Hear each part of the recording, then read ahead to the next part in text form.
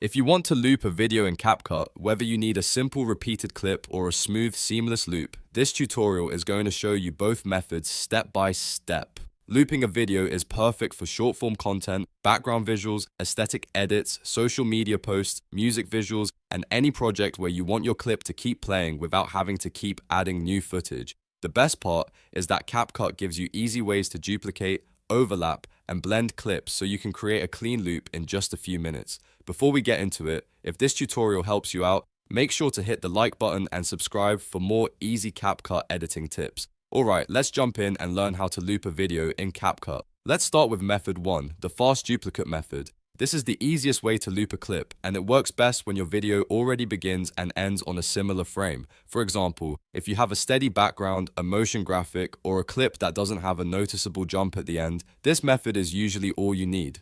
First, import your video into CapCut. You can do this by dragging your clip from the media library and dropping it directly into the timeline. Once your video is placed on the timeline, click on it so it becomes highlighted. This tells CapCut that the clip is selected and ready to edit. Now that the clip is selected, copy it. On Windows, press Ctrl and C. On Mac, press Command and C. After that, move your playhead, which is the vertical line on your timeline, all the way to the end of the clip. This is important because that is where the next duplicate should begin. Once your playhead is in position, paste the clip using Ctrl and V on Windows or Command and V on Mac. CapCut will place a copy of the clip right after the first one. From here, you can repeat the same process again and again. Keep moving the playhead to the end of the last clip, then paste another copy until your timeline reaches the length you want. This is the fastest looping method because it doesn't require any advanced blending or keyframing. It's simple, clean, and perfect for basic loops where the cut from one clip to the next doesn't look distracting. Now, let's move on to method 2, the seamless crossfade. This method is ideal if your video has a visible jump, a pop, or a rough restart when it repeats. Instead of simply stacking the same clip end to end, we are going to overlap two versions of the clip and fade between them. That creates a much smoother transition and helps hide the loop point.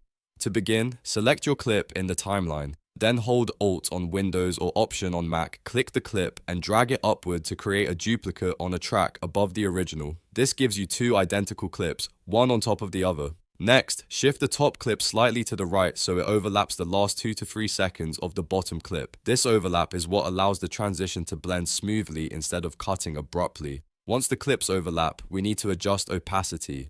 Move your playhead to the beginning of the top overlapping clip, then go to the Properties panel in the top right area of CapCut, find the Video tab, go into Basic and look for Blend or Opacity depending on your version. Set the opacity to 0% and click the diamond icon next to it to add a keyframe. This keyframe tells CapCut to start the clip invisible. Now move the playhead to the end of the bottom clip. At that point, change the top clip's opacity to 100%. CapCut should automatically create the second keyframe for you. What this does is gradually fade the top clip in while the bottom clip fades out, creating a seamless transition that is much less noticeable to the viewer. To make the loop even cleaner, go back to the very start of your timeline, right at the beginning of the bottom clip, and cut off the first 2 to 3 seconds using Ctrl and B on Windows or Command and B on Mac if your version supports it. This creates a small slice. Then take that slice and drag it to the very end of your timeline so it sits right against the overlapping top clip. This helps the video cycle back in a way that feels more natural. If you want to keep this all organized, select all the clips on the timeline, right-click, and choose Create Compound Clip. That turns everything into one single clip, which makes it much easier to copy and paste the loop over and over again as needed.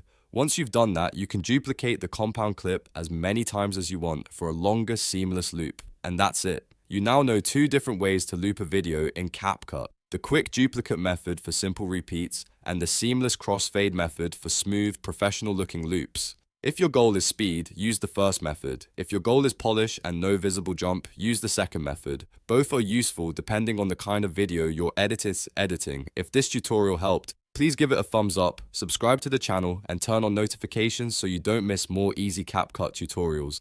Thanks for watching, and I'll see you in the next one.